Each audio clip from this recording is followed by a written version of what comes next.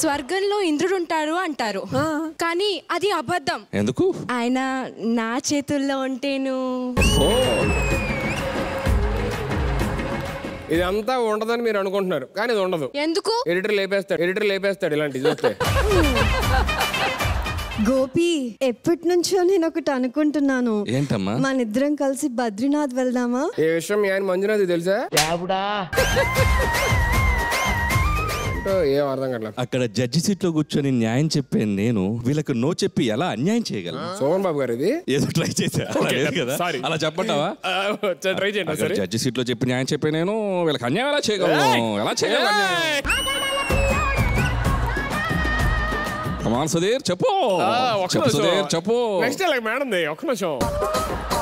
ఏదేమైనా దీనికి సొల్యూషన్ అమ్మగారే ఇస్తారు. అమ్మా అమ్మా అమ్మ అంటే బొమ్మ పడుద్ది.